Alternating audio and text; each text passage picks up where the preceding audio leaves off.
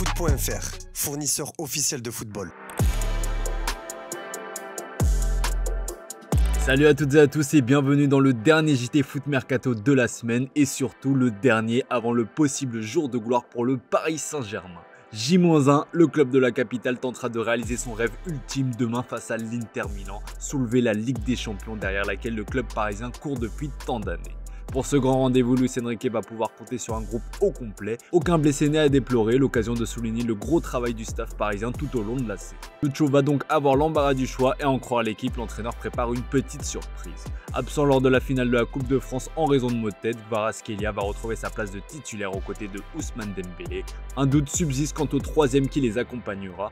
Et selon le quotidien français, la balance penche pour Bradley Barcola après sa très belle prestation face à Reims. C'est Désiré Doué qui ferait donc les frais de cette décision, lui qui a pourtant pris l'ascendant sur Barcola au cours des dernières semaines. Si ce choix reste à confirmer, on imagine la déception de Doué de ne pas démarrer en tant que titulaire. Mais le PSG aura besoin de tout le monde pour remporter cette finale. Du côté de l'Inter Milan, Simone Inzaghi devrait aussi pouvoir compter sur un groupe au complet. Son équipe se présentera dans son traditionnel 3-5-2 qui se transformera en 5-3-2 selon les phases offensives ou défensives. La défense à 3 devrait être composée de Pavard, Acerbi et Bastoni. Le Corriere dello Sport s'interroge toutefois sur l'état de santé du Français qui n'a plus joué depuis le 27 avril dernier. Au milieu de terrain, le trio classique Mkhitaryan, Barella et Çalhanoğlu sera aligné avec les deux pistons Dumfries et Di Marco qui auront un rôle essentiel. Enfin, le duo Lautaro Martinez-Marcus Thuram se chargera de l'animation offensive. Le quotidien italien rappelle que l'Argentin n'a plus été vu depuis le 6 mai dernier face au Barça. On reste en France et au PSG avec des nouvelles concernant les joueurs prêtés. D'après les infos de Record au Portugal, Benfica a laissé passer le délai lui permettant de lever l'option d'achat de Renato Sanchez. Conséquence, le milieu de terrain sera de nouveau un joueur parisien après le 30 juin. Pour rappel, le joueur est encore sous contrat jusqu'en 2027 avec le club de la capitale. Prêté à la Juventus, Randal Kolo Muani ne sait toujours pas de quoi son avenir sera fait. Il semblerait que les Bianconeri ne vont pas lever son option d'achat, cependant ils aimeraient que son prêt soit prolongé le temps de la Coupe du Monde. Et selon la Gazzetta dello Sport, le PSG doit donner sa réponse la semaine prochaine après la finale de la Ligue des Champions. Le PSG aura aussi d'autres chats à fouetter avec les cas Marco Asensio, Milan Skriniar ou encore Nordi Mokele pour ne citer que.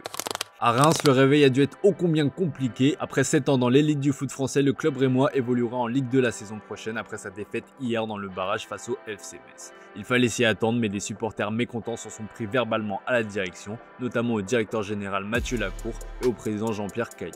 Des caillots d'émission ont été entendus en fin de rencontre et des sièges ont visiblement été arrachés et jetés sur la pelouse. Dans cette ambiance pesante, une réaction était attendue de la part des dirigeants du club, mais personne n'a pris la parole après la rencontre. Le club s'est contenté de publier un message sur ses réseaux sociaux. L'attitude du club qui est probablement en état de choc et qui n'est pas venu assumer face aux médias a été pointée du doigt, notamment par le quotidien régional L'Union. Pour le stade de Reims, il va vite falloir se mobiliser et remonter au plus vite dans l'élite du foot français.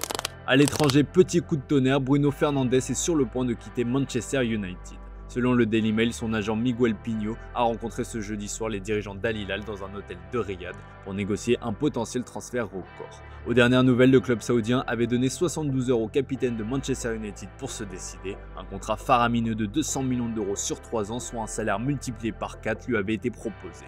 Selon la BBC et The Times, le Portugais va dire oui à cette offre. Comme il a pu l'expliquer, il a mis son destin entre les mains de sa direction.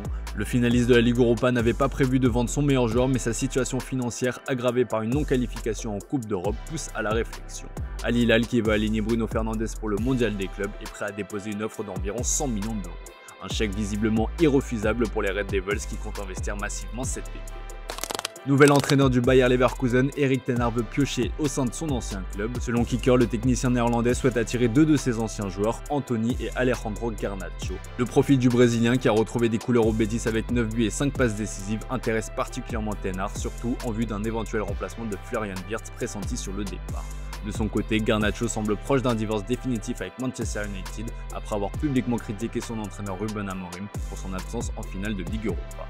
Une information qui étonne toutefois puisque ten Hag ne semblait pas vraiment compter sur ces deux joueurs lorsqu'il était entraîneur de Manchester United.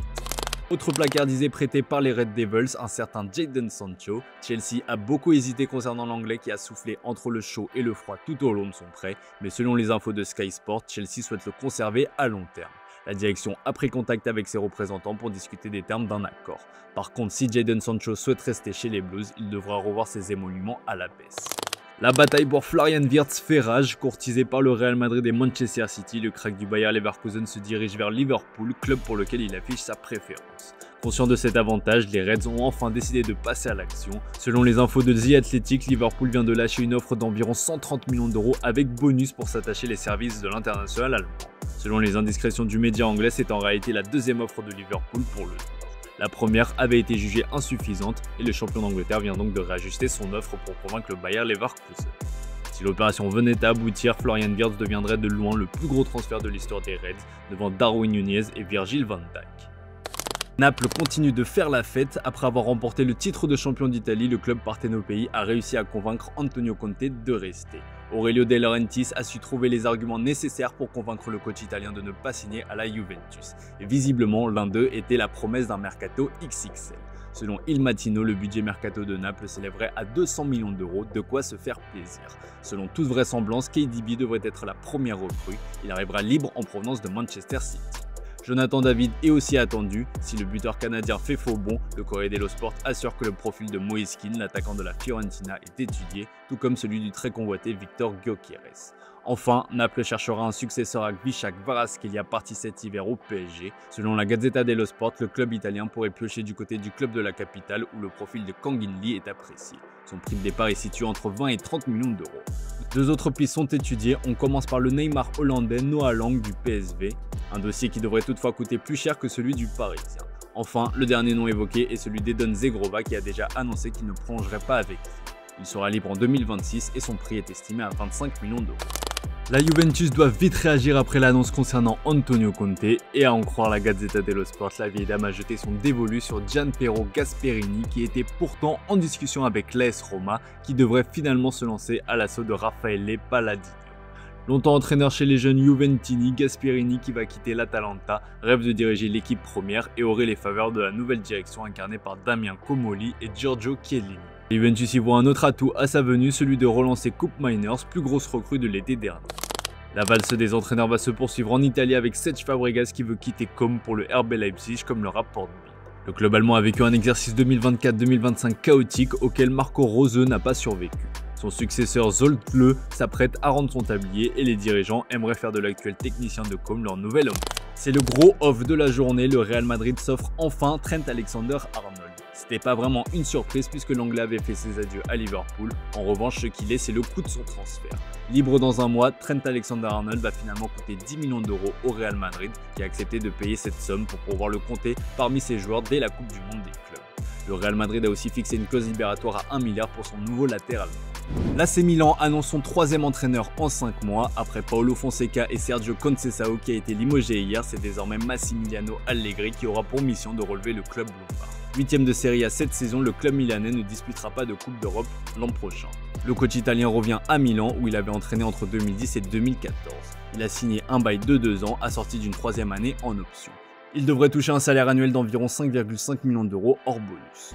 André Di Maria est certainement le footballeur le plus romantique de tous les temps. En fin de contrat à Benfica, l'Argentin va faire son grand retour au sein de son club formateur Rosario Central. À 37 ans, El Fideo boucle la boucle là où tout a commencé pour lui. Dans une vidéo émouvante, le club argentin a annoncé le retour de sa légende. Fin de l'expérience géorgienne pour Mamadou Sakho. Le défenseur français évoluait depuis l'été dernier du côté du Torpedo Kutaisi, mais après 18 matchs, le Titi emblématique du PSG a décidé de mettre fin à son aventure. La JOCR annonce l'arrivée dans son staff technique de Jean-Alain Boumsong, ancien défenseur central du club entre 2000 et 2004.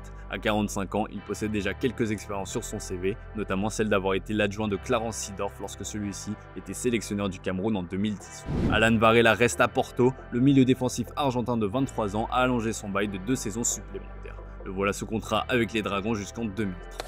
Allez, on se quitte avec l'image du jour les amis. Les supporters parisiens sont prêts à soutenir leur équipe dans la quête de la coupe aux grandes oreilles. Ils seront 18 000 à Munich et des centaines de milliers à Paris pour encourager les rouges et bleus. Le peuple français est derrière vous. Allez Paris, bon week-end à vous les amis. On se dit à demain pour une journée qui s'annonce historique.